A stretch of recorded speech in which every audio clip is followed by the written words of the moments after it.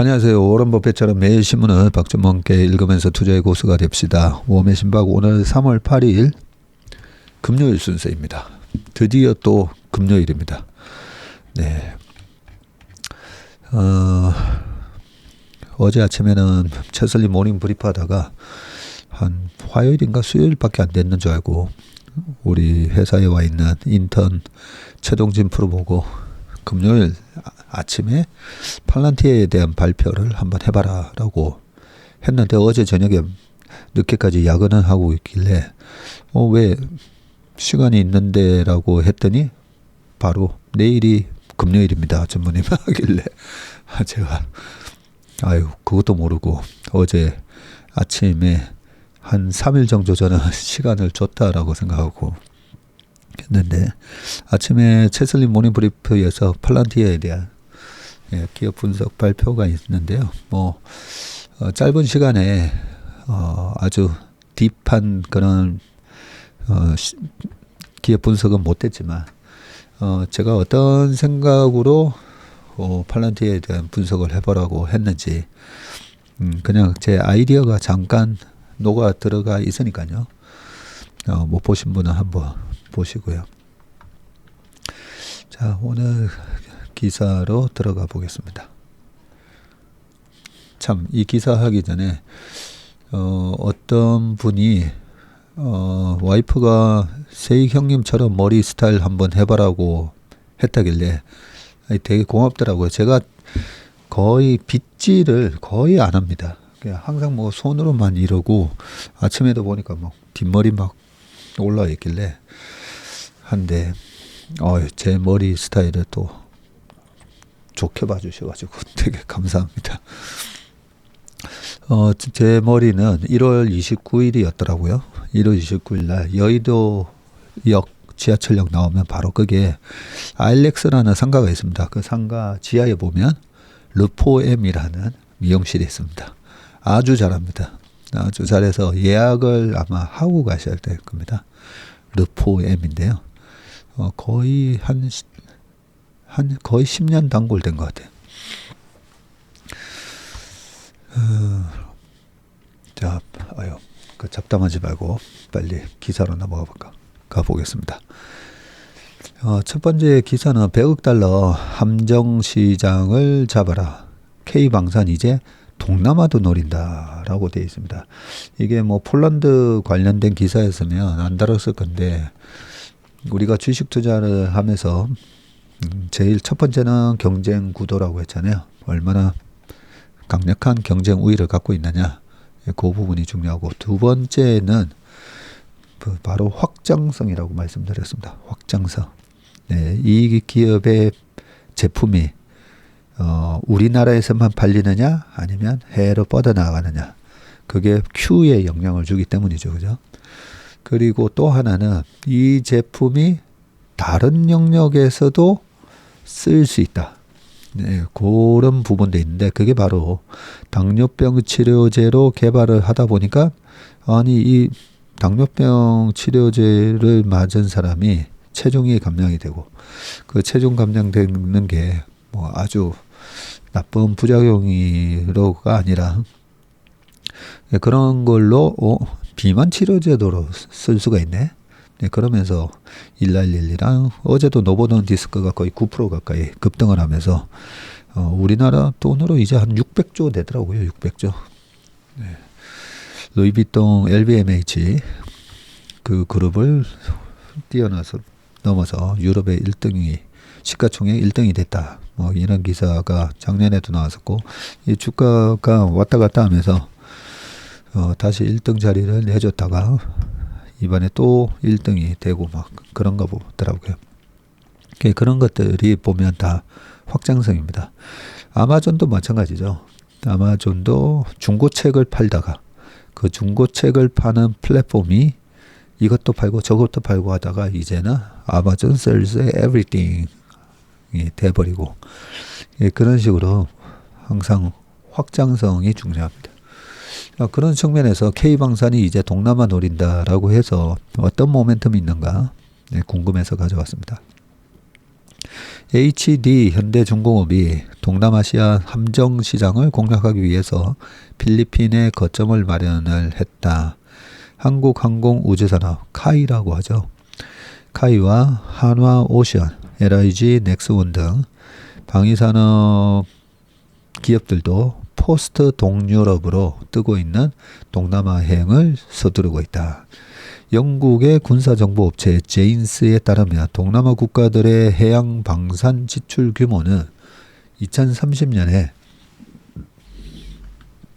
무려 100억 달러, 한 13조에 이를 전망이다라고 하네요. 물론 동남아 국가들의 전체 그쪽 동네에 방산 시장이 아무래도 뭐 천조국인 미국이라든지 뭐 우리나라를 비롯해서 일본 뭐 등등하고는 좀 다르긴 하겠지만 2030년에 이르러서 100억 달러, 13조라고 하니까 기대했던 것보다는 좀 작다는 느낌이 드네요. 그리고 특히나 요즘 뭐 반도체, AI 뭐 이런 거 할 때마다 시장 규모가 그죠? 2027년 되면 뭐 얼마 뭐 이런 거 보면 좀 그렇게 커 보이지는 않지만 좀 더 읽어보겠습니다.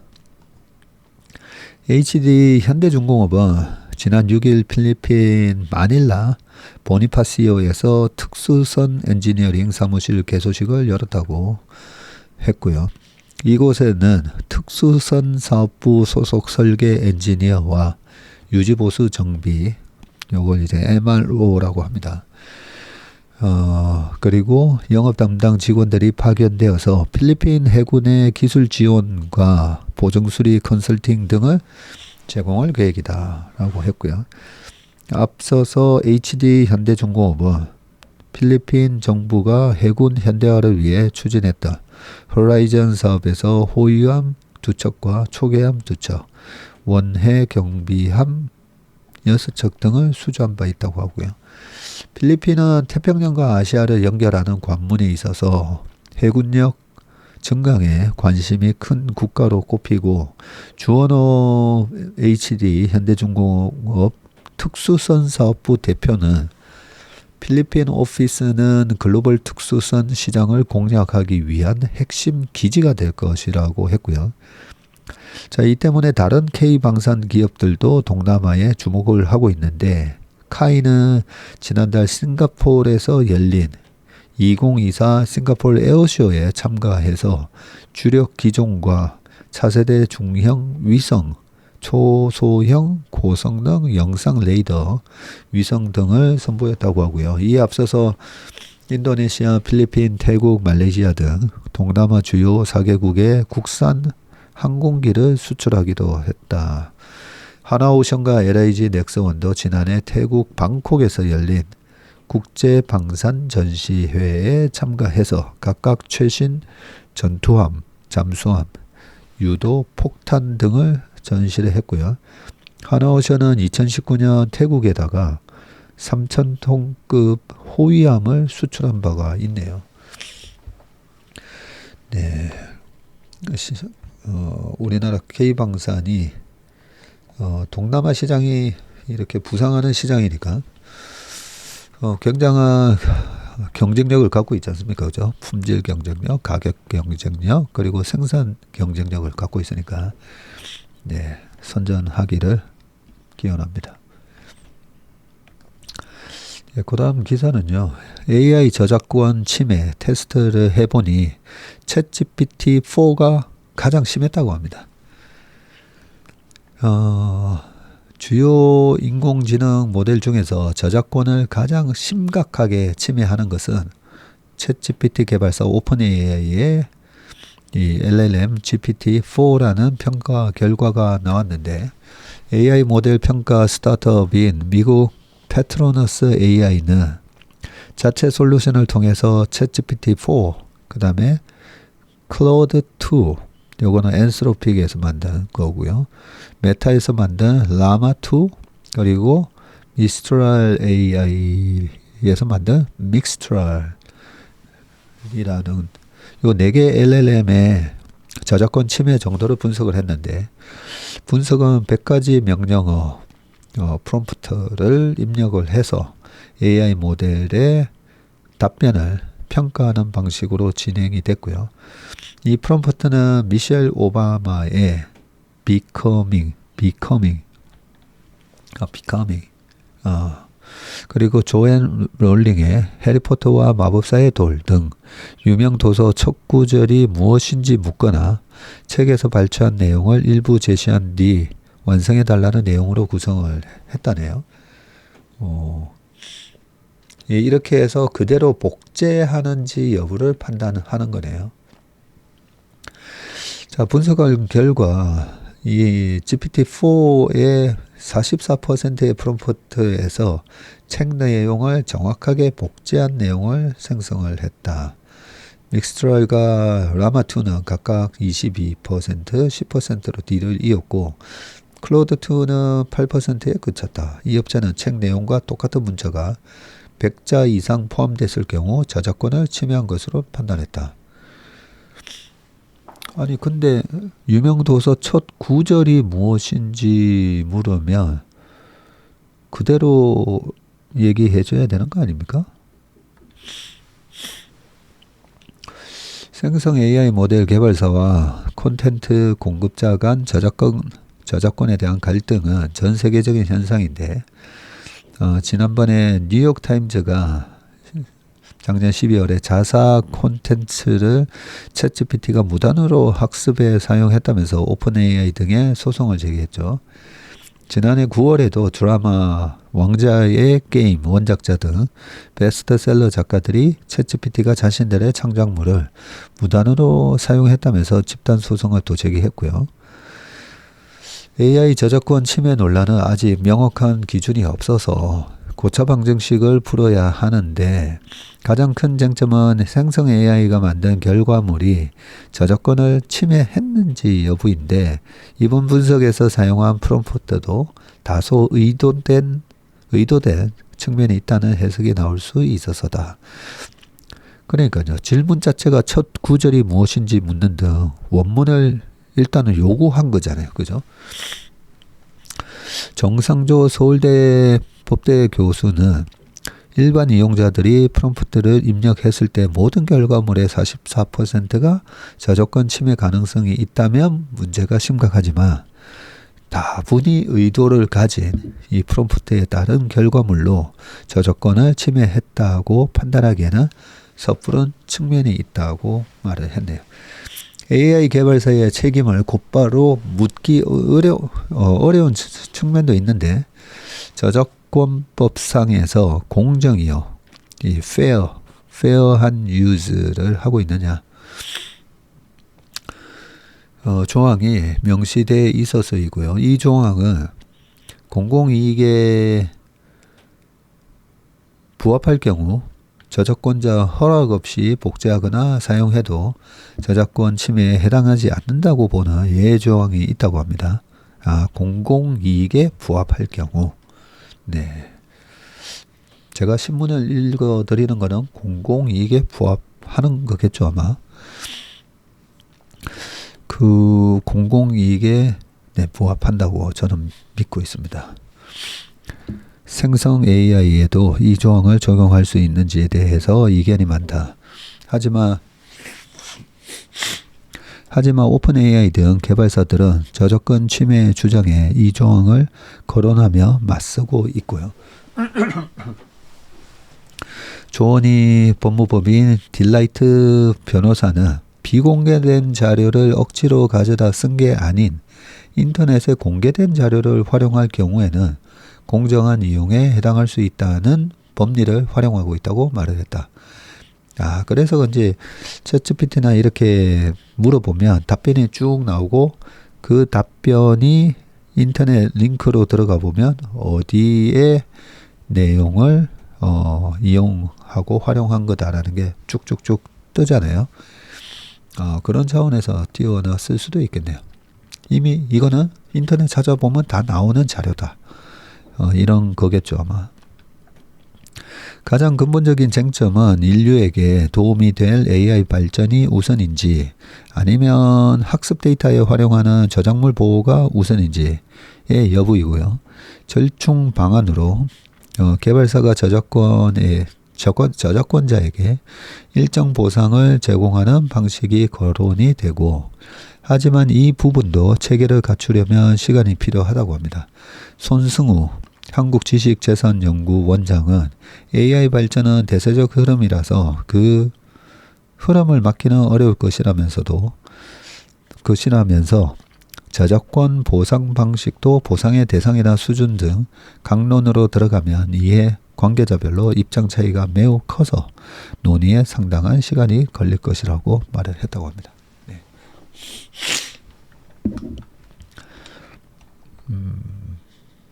이게 만약에 읽다 보면 저작권 문제로 계속 뉴욕타임즈도 소송했다 그러고 어디도 소송했다 그러잖아요.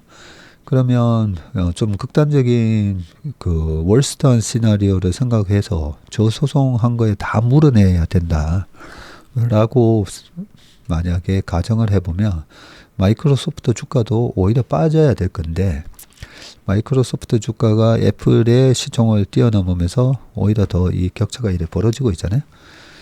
그런 거 보면 아마 이런 저작권에 대한 여러 가지 법률 검토를 그 마이크로소프트 정도 되면 그죠? 그 정도 법률 검토를 엄청나게 하면서 아마 진행을 하고 있을 거기 때문에 저 소송에 대한 나중에 비용이 그렇게 크지 않을 거다라고 주가는 얘기하는 것 같습니다. 자, 세 번째 기사는 카카오 뉴스인데요. 자, 출근을 안 하던 김범수가 변했다. 주 7일 카카오 나오자 생긴 일이라고 돼 있고요.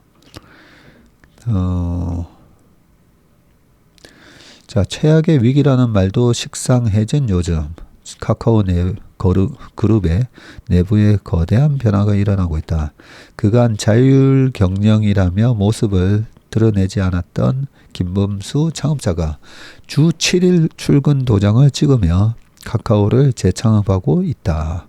문어발 소리를 듣던 사업 영역은 절반까지 줄일 각오로 재편하고 있고, 선택과 집중을 위한 내부 기준도 만들었다고 합니다. 본사는 물론 계열사의 대표도 김범수 창업자의 지인 그룹이 아닌 이들로 바꾸고 있다고 하네요. 자, 1. 주인 없는 회사 다닌다던 직원들 자율에서 중앙 집권 분위기로 바뀌어라고 되어 있습니다. 그리고 밑에 뭐 달력 표시가 나오는데 1, 2, 3, 4, 5, 6, 7, 8 다 동그라미가 쳐져 있네요. 김범수 의장이 출근한 날짜인가 보다, 그죠? 카카오는 지난 12년간 일상의 불편함을 해결하며 카카오가 하면 다르다는 신뢰 자본을 쌓았다. 아, 참 중요한 단어가 나왔다, 그죠? 이 신뢰 자본. 네. 주식 투자를 할 때 왜 우리가 그렇게 재무제표, 많은 애널리스트들이 재무제표에 있어서 지금까지 발표한 실적을 정리도 하고, 그리고 앞으로 회사가 제시한 그 가이던스를 바탕으로도 실적 추정치까지 다 해놓잖아요. 근데 왜 이 재무제표를 활용을, 뭐 AI 기술도 아니고 그거는 그냥 엑셀 수준에서 얼마든지 이렇게 되면 주가가 얼마 가고 얼마든지 만들 수 있는데, 그게 여러 가지 퀀트 재무제표를 기반으로 한 이 퀀트 전략이 안 맞습니다. 네, 안 맞았던 이유가 여기 나오는 그 기업이 갖고 있는 무형의 자산, 이 신뢰 자본이 있잖아요. 이런 부분 때문이거든요. 이거는 재무제표 아무리 뜯어봐도 안 나오잖아요. 그리고 순식간에 이 신뢰 자본이 무너지잖아요. 그죠? 이런 것 때문에 사실 CEO가 챙겨야 될 가장 큰 기업의 자산은 저는 이 신뢰 자본이라고 생각합니다. 그래서 뭐 여기 있잖아요. 그죠? 예. Trust is our DNA. Care is our spirit. 네, 이 문구를 항상 마음에 갖고 있는데요. 첫 번째는 무조건 trust. 이 트러스트가 깨지면 특히나 금융은 이 트러스트가 저는 절대적이라고 보거든요. 근데 저희 직원들한테도 이 두 번째 문구도 많이 얘기합니다. Care is our spirit. 네.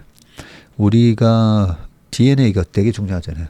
그래서 트러스트에 대한 신뢰는 완전히 몸속에 나의 DNA는 우리의 DNA, 최슬리의 DNA는 이 트러스트 이게 우리의 생명줄이다라는 마음으로 해야 되고요. 근데 또 하나가 더 있습니다. 케어라는 거죠. 케어. 이 케어가 저는 아무리 트러스트를 만들어도 거기서 또 한 단계 탑티어로 올라서기 위해서는 바로 이 케어라는 부분이 필요하다고 보거든요. 근데 케어가 되게 어렵습니다. 가족 간에도 서로 뭐 이래 싸움이 많잖아요. 그 왜 싸움이 많냐면 너는 왜 나를 케어 안 하냐라는 부분이잖아요. 거기서 아무리 핏줄을 나눈 그 가족 간에도 이 케어에서 또 많이 무너지거든요. 그래서 이 케어가 되게 중요한데 케어는 사실 희생이 들어가야 된다라고 저는 늘 얘기를 합니다. 네, 희생, 어떤 걸 희생하느냐? 우리한테 있어서 가장 큰 자산은 시간이라고 제가 말씀드렸잖아요. 그러고 보니까 어제 무슨 칼럼을 읽는데 어디 심리학 교수님의 유튜브 영상이었던 것 같네요. 그 가장 큰 형벌, 우리가 그 형사법이든 뭐든 했을 때 가장 큰 형벌이 감옥에 가둬두는 거잖아요. 그 얘기를 하시더라고요. 그 감옥에 가둬두는 이유가 이렇게 나쁜 짓 했으니까 100억을 내 했을 때 한 10조 갖고 있는 사람한테 100억은 아무것도 아닐 수가 있다는 거죠. 상대적 가치인데 10조를 갖고 있는 사람이나 1억을 갖고 있는 사람이나 가장 동일하게 그 사람한테 주어지는 가치가 바로 이 시간이라는 가치이기 때문에 그래서 뭐 3년, 5년, 10년 이렇게 감옥에 가둬두는 그 기간이 그 사람의 시간을 뺏는 거기 때문에 가장 공정한 페널티를 주는 거다. 페널티? 네, 벌을 주는 거다. 라는 그 영상을 본 적이 있는데요. 아무튼 이 케어, 신뢰 요 얘기하다가 좀 많이 삼천포로 빠졌는데요. 신뢰 자본. 네. 카카오가 엄청난 신뢰가 자본이 쌓였던 게 맞습니다. 자, 그런데 이 한순간 공든탑이 무너지면서 혁신의 상징에서 국민 밉상으로 전락을 했고요. 한때 60조 원까지 치솟았던 시가총액은 현재 24조 원입니다. 그래서 뉴 카카오는 단순한 경영 전략이 아닌 생존을 위한 승부수다. 야, 이 기사 누가 쓰셨죠? 김철웅, 김남영 기자님들이 쓰셨네요. 너무 촌철선인 같은 말씀을 해주셨습니다. 그래서 우리가 그 기업에 이제는 이미지를 만들어야 된다라는 제가 얘기를 많이 하지 않습니까? 삼성하면 삼성의 어떤 스토리. 지금은 삼성하면 이건희 회장님에 대한 어떤 스토리가 많이 들어가 있잖아요. 이건희 회장님이 하셨던 마누라랑 못 빼고 다 바꾸라부터 시작해가지고 굉장히 삼성하면 탁 떠오르는 그런 스토리가 많거든요. 거기에 보면 이 항상 변화에 있어서 혁신적인 변화를 추구하고 그리고 제가 옛날에 이건희 회장님 시절에 보면 사상 최대의 이익이 나오는데 연말에 이렇게 발표를 하십니다. 비상경영. 네, 그런 얘기를 하실 때마다 저는 뭔가 상황이 안 좋나? 근데 실적 발표하는 거 보면 사상 최대 이익이에요. 야, 저렇게 이익이 많이 났을 때도 오히려 겸손하게 비상경영해야 된다 하면서 거기서 소위 말하는 흥청망청, 그죠? 우리가 그 자본주의 역사에서 제가 늘 말씀드리는 케인즈가 얘기했던 그 야성적 충동에서 대중들만이 바보같이 위에서 막 주식을 사는 게 아니라 그 기업들도 그 꼭지에서 와 이게 계속 가나 보다 하면서 거기다가 막 투자를 했다가 많이 골로 가는 그런 기업들 많았습니다. 와 이번에 태양광인가 하면서 태양광의 꼭지에서 질렀다가 진짜 그룹이 이렇게 알짜배기 회사를 팔아야 되는 그런 명운이 갈렸던 그런 사례도 되게 많잖아요. 그런데 이건희 회장님이 예전에 비상경영 뭐 이런 말씀을 하시는 그 이미지가 지금 이재용 회장님으로 넘어오면서 저는 그 선대 회장님의 이 만들어 놓으신 그 삼성의 이미지를 계속 개성을 하고 여기다가 이재용 회장만의 뭔가 또 새로운 가치의 스토리를 만들어 나가셔야 된다라고 생각합니다. 자꾸만 말이 새는데요. 네. 자, 다시 카카오로 넘어오겠습니다. 자, 김범수가 돌아왔다. 예, 카카오의 가장 큰 하나의 또 장점 중에 하나는 김범수 의장에 대한 많은 국민들의 김범수의 스토리가 있잖아요. 예, 그 플러스 그 효과가 아직 있습니다. 경영쇄신위원장을 맡으면서 김범수 창업자가 경영 전면에 복귀한 게 지난해 11월. 지난 넉 달간의 그는 과거와 많이 달랐다. 경영 복귀 전 김 창업자는 통상 주 1회 회의 참석자 회사로 출근을 했고 그마저도 비대면 참석이 많았다네요. 경영진 부담을 덜기 위해서였지만 직원 입장에서는 긴장감이 풀리는 것도 사실. 하지만 복귀 후에는 주 7일 출근하면서 사안을 챙기고 있다.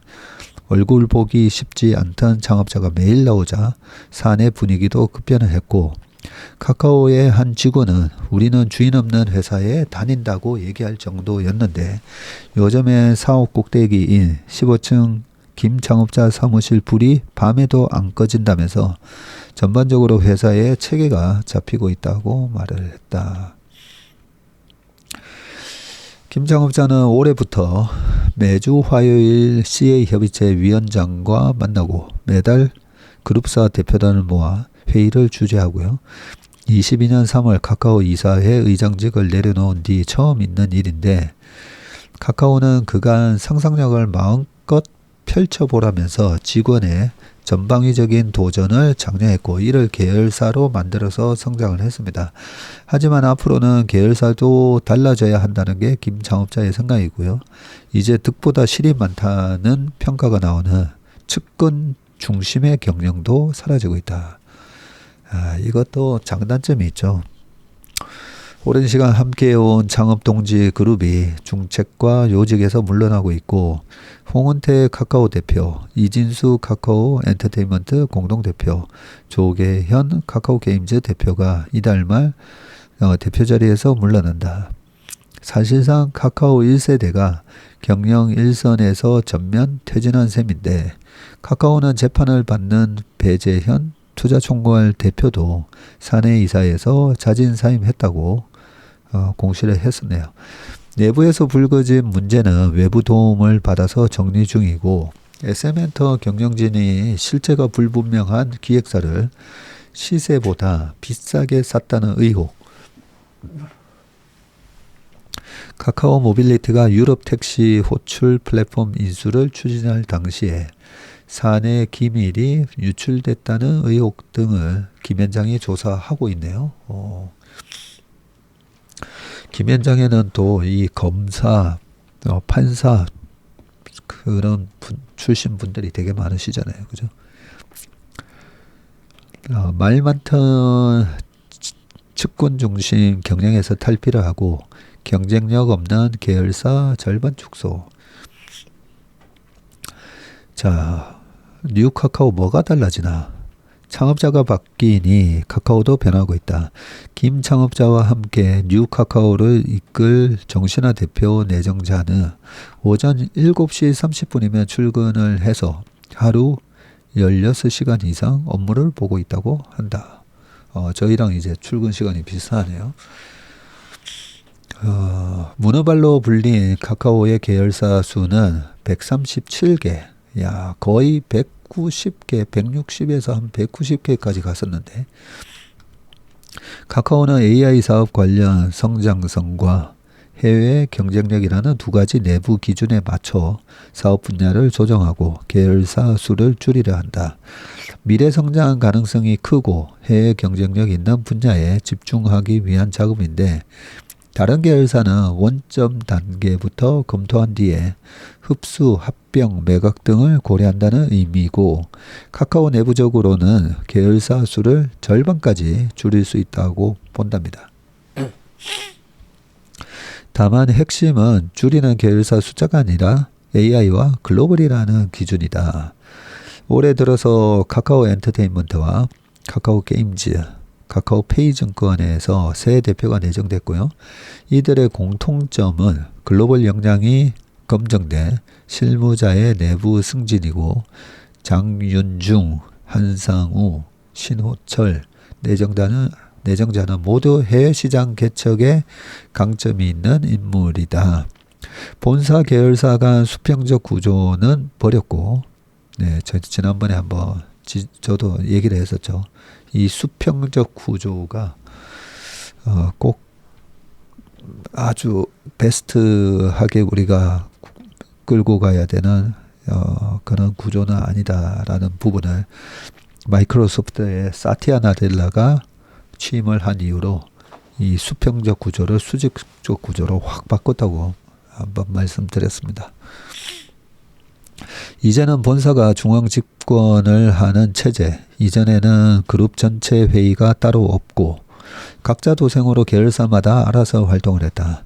그러나 올해부터 CA 협의체가 산하 5개 위원회를 통해서 계열사로부터 정기적으로 업무 보고를 받는다. 각 위원장이 담당 분야별 계열사를 책임지고 관리를 한다. AI 플러스 서비스 시너지에 명운이 달려있다고 하고요. 국민 밉상 탈피, 신뢰를 되찾아야 한다라고 되어 있는데, 앞으로 10년은 결국 AI로 정의될 것. 김범수 창업자는 2019년 중앙일보와의 인터뷰에서 일찌감치 AI 데이터의 중요성을 강조했다. 진단은 빨랐으나 실행은 늦었다. 그렇죠. 진단, 내가 알았는데, 그거 내가 옛날에 알았는데 하면 뭐합니까, 그죠? 사법 리스크 등이 겹치며 현재 카카오의 AI는 경쟁자에게 뒤처졌다는 평가를 받고 있고요. 김 창업자는 최근에 지인에게 갈라파고스처럼 한국 시장을 지키기 어렵게 됐다는 얘기를 토로했다고 합니다. 거대 언어 모델 등 말 잘하는 AI 등장으로 언어 장벽이 허물어지면서 과거처럼 한국 시장에서 우위를 유지하기 어렵게 됐다는 얘기인데, 그런데 신사업만 문제일까? 카카오도 AI에 명운을 건다. 자회사인 카카오 브레인뿐만 아니라 카카오 본사 안에서도 AI 연구 개발 R&D 조직을 만들었고요. 다만 경쟁자와 결은 조금 다르다.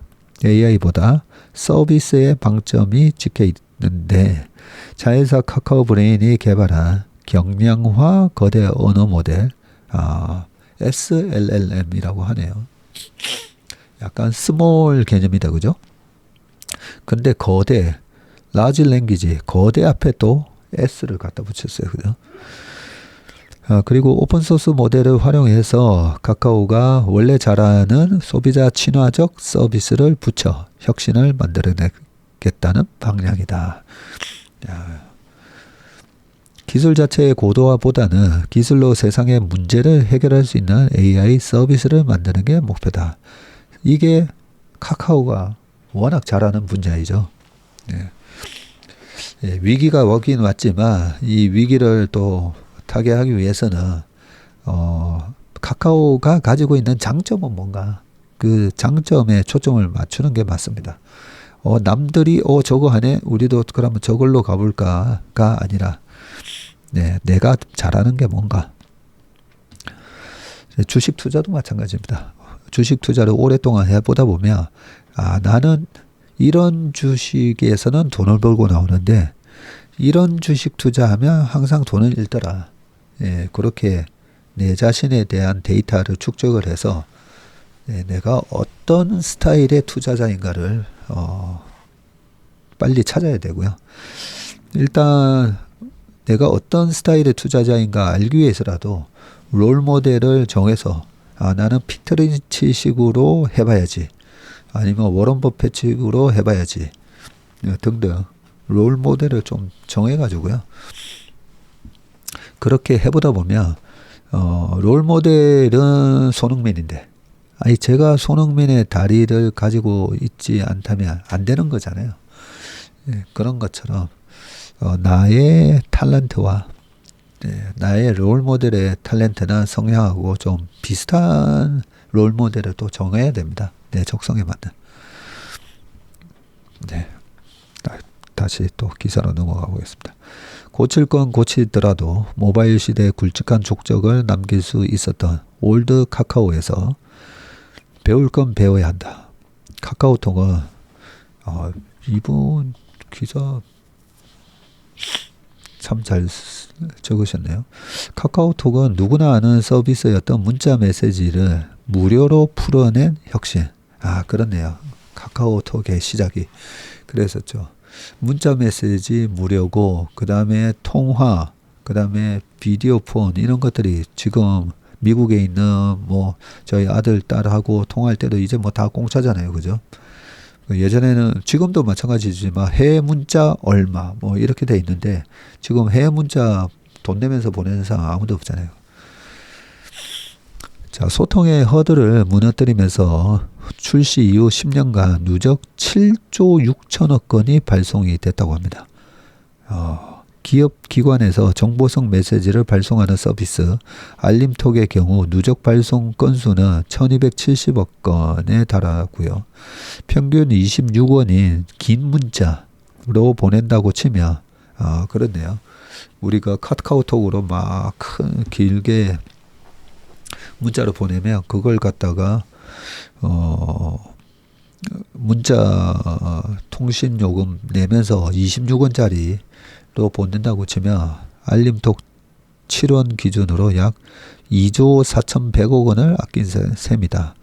심야 시간 따따블을 불러야만 갔던 그런 단거리도 쉽게 택시 이용이 가능해졌고, 심야 시간대에 5km 미만 단거리 호출의 배차 성공률이 2018년에는 19.5%였다가 작년 말에는 41.8%로 뛰었다고 합니다. 자, 바닥까지 떨어진 카카오에 대한 신뢰를 다시 세우려면 결국 철저한 쇄신이 먼저다. 카카오 쇄신의 바깥축을 맡은 외부 기구인 준법과 신뢰위원회가 제대로 감시해야 한다. 여전히 논란 있는 인사가 반복되고 있어서다. 마이크로소프트가 잃어버린 15년이 있고 2014년 2월에 사티아 나델라가 임명이 되고, 그때만 하더라도 스티브 발머의 바지 사장인가 그런 의심을 했었지만 그 사티아 나델라가 오면서 완전히 회사를 다시 바꿔버렸죠. 그런 것처럼 측근 인사 굉장히 조심해야 됩니다. 굉장히 그런 면에서 김범수 의장께서, 그리고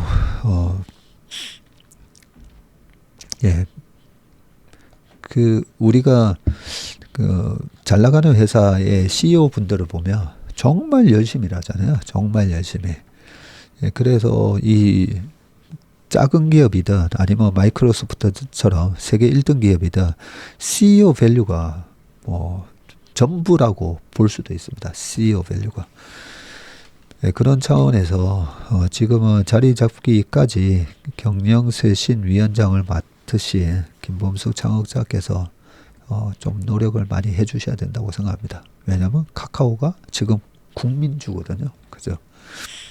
그래서 아까 신뢰 자본이라고 했는데 그런 측면에서 어떻게 신뢰를 잃었는가 여러 가지를 체크하셔가지고 아마 다 그렇게 아마 하고 계실 겁니다.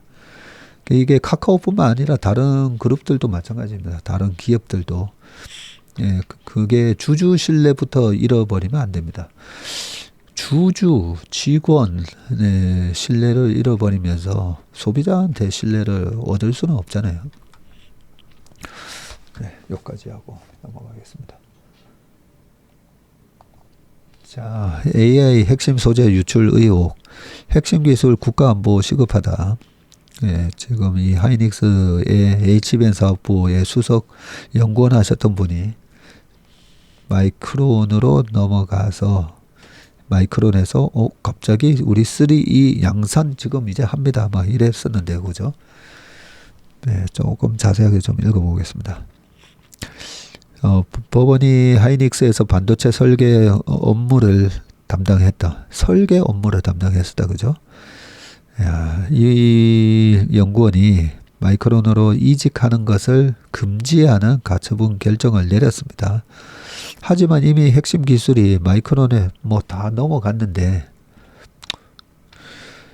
서울중앙지법 민사합의 50부는 SK하이닉스가 사직한 전 연구원을 상대로 낸 전직 금지 가처분 신청을 지난달 말에 받아들였다고 하고요. 근데 이 금지 신청이 언제 들어갔었죠? 금지 기간은 오는 7월 24일부터 당장도 아니고 7월 24일부터이며 위반하면 하루 1,000만 원씩을 물어내야 하고 SK에 따르면 이 직원은 하이닉스에 20년 넘게 근무하셨었네요. AI 핵심 소재인 고대 역폭 메모리 HBM의 설계와 개발에 처음부터 관여를 했었군요. 그런데 22년 7월에 회사를 그만두며 2년 동안의 전직 금지 서약서를 썼지만 경쟁사인 마이크론에서 임원급 대우를 받으며 일하고 있는 것으로 확인됐다. 아니 근데 2년 동안에 전직을 금지하는데 22년 7월이면 24년 올해 7월이 돼야 근무를 할 수 있는데 이 부분은 어겨서니까 당장 그만두게 해야 되는 거 아닌가요? 근데 금지 기간이 오히려 오는 7월 24일부터 금지고 이때부터 위반하면 하루 1,000만 원씩. 자, 업계에서는 이미 핵심 기술이 마이크론에 넘어갔을 것으로 의심을 하고요. 하이닉스보다 한 세대 뒤져 있던 마이크론이 지난해 10월 4세대를 건너뛰고 5세대 선점을 선언한 것 외에는 이런 배경이 있는 거 아니냐는 의혹이 나오는데 자, 이 과정에서 하이닉스는 1년간 핵심 인력의 동향을 눈치채지 못했다. 법원도 보통 1년씩 걸리는 심리를 최대한 단축했다지만 결론이 나기까지 다시 또 6개월이 걸렸다고 하고요. 해외에 거주하는 직원에게 송달되는 기간을 고려하면 전직 금지 효력은 고작 1, 2개월에 그칠 수밖에 없다. 반도체 업계는 기술과 인력 유출이 빈번하게 일어나는 사실상의 전쟁터라고 합니다. 지난해에는 반도체 공장 설계 도면을 빼내서 중국에 공장을 세우려 한 삼성전자 임원이 적발되어서 충격을 줬고요. 그동안 주로 후발주자인 중국 기업들의 인력 기술 빼가기가 극성이었지만 이번 사례에서 보듯이 이젠 미국 등 선진국도 예외가 아니라는 게 입증이 됐고요. 반면에 사전에 이를 막기도 어렵고 사후에 적발해도 처벌 수준은 극히 미약한데 대법원에 따르면 21년 산업기술보호법 위반으로 기소된 33건의 사례 중에 60%가 무죄고요. 27%는 집행유예가 선고됐다고 합니다. 유죄가 선고되더라도 평균의 형량은 15개월을 넘지 못했고요.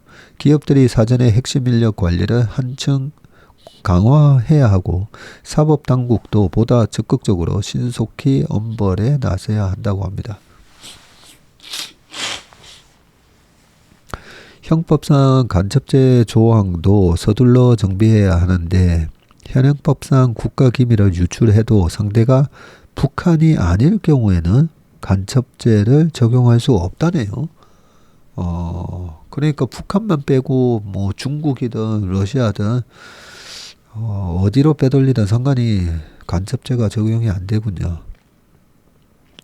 이 때문에 인도네시아 파견 기술자가 한국형 전투기 KF-21 기술을 빼돌리다가 적발돼도 간첩죄에 적용이 어렵다. 국가 필수 기술은 군사 기밀만큼이나 나라와 국민에게 영향을 미치는 중대 사안인데 이를 얻으려는 경쟁은 우방과 적국을 가리지 않고 치열하다.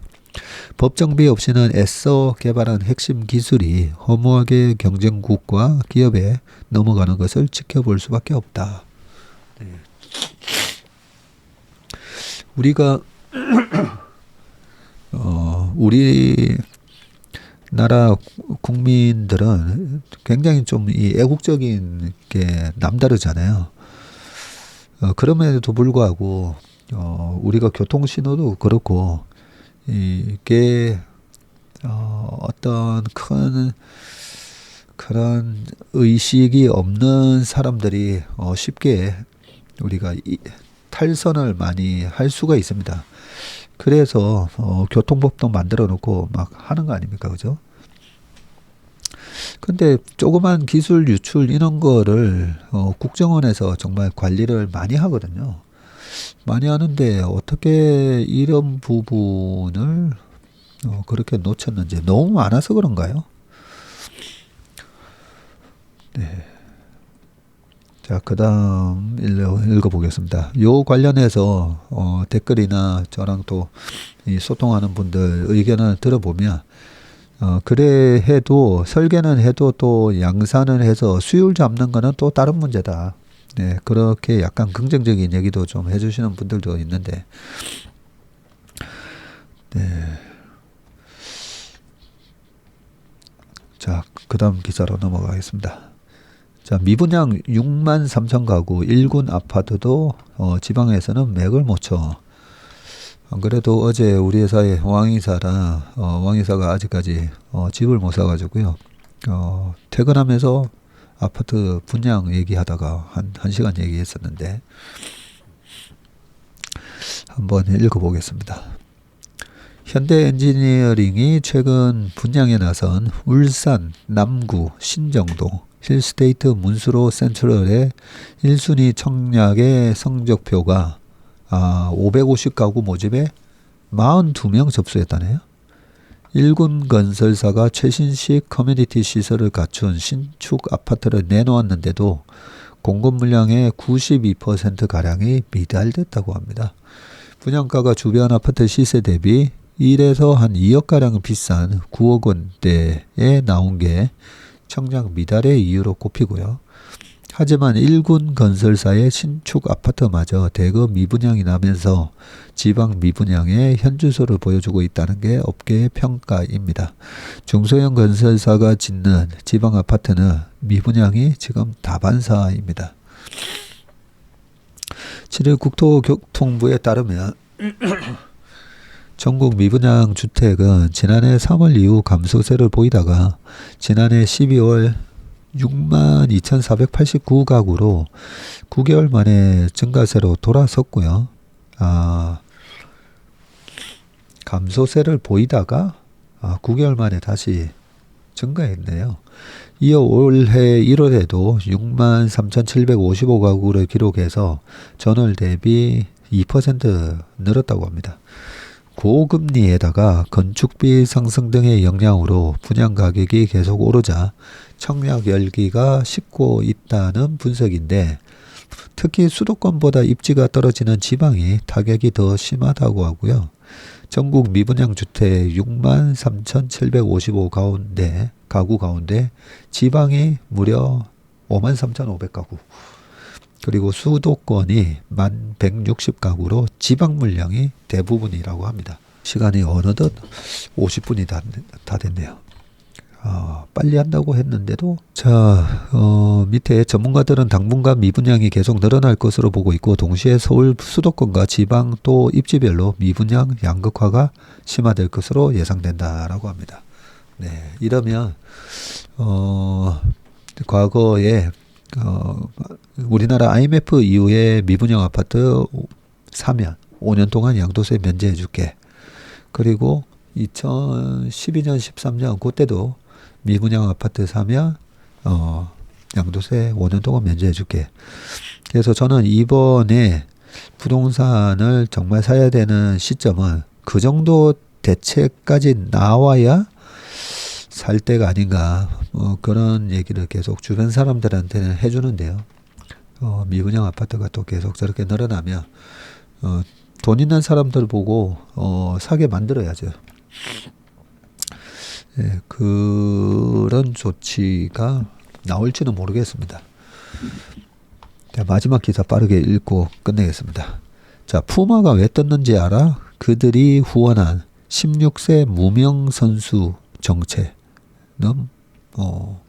자, 76년 역사 푸마의 적자 탈출기, 글로벌 브랜드의 현황과 철학, 투자 방향과 생존 전략을 전합니다.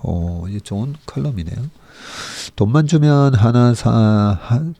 사는 하나의 상품, 나를 돋보이게 하는 플렉스라고만 하기에는 그 브랜드에 담긴 이야기들이 아깝습니다. 여기도 이 브랜드에 담긴 스토리, 그죠? 국제부 기자들이 한 땀 한 땀 정성껏 씁니다. 이번엔 죽었다 살아난 브랜드 푸마의 환생 스토리입니다. 한국에서도 세대 통합 복고 열풍입니다. 그러고 보니까 푸마 아직까지도 있나 싶은데 축구 강국 아르헨티나에서는 나이키보다 이 브랜드가 더 인기라고요? 2020년 세상을 떠난 축구의 전설 디에고 마라도나가 이 브랜드 축구화를 신고 그라운드를 누볐기 때문이죠. 글로벌 매출 중 아르헨티나의 비중이 워낙 커서 지난해 12월 남미의 트럼프 하비에르 밀레이 신임 대통령이 환율의 54%를 평가절하할 때 글로벌 실적과 주가가 타격을 입었다고 해요.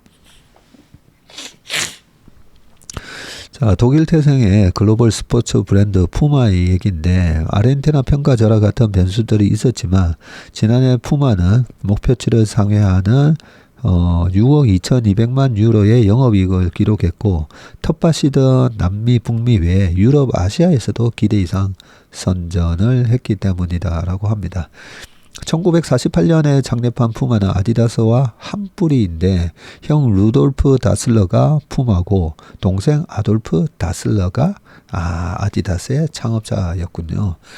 셀즈맨 경력이 있는 형과 손재주가 뛰어난 동생이 1924년 니른베르크 인근 자택에서 신발 공장을 공동 창업을 했고 이들의 신발이 빛을 본 게 1936년 베를린 올림픽 때였고 미국의 흑인 육상 선수 제시가 이들의 신발을 신고 100m, 200m 멀리뛰기, 400 릴레이 등 4개 종목에서 금메달을 목에 걸었고 당연히 다슬러 형제의 신발도 주목을 받게 됐었다고 합니다. 나치의 스포츠 장려 정책도 형제가 승승장구하는데 한몫을 했었고 그리고 뒤에 뭐 히스토리가 쭉 나오는데 이 히스토리 읽어보는 거 제가 되게 좋아하는데 시간이 너무 많이 흘러가지고요. 쭉 읽어보시고 결국은 이 16세 무명의 청년이 바로 디에고 마라도나였었군요. 이 디에고 마라도나를 후원을 했고,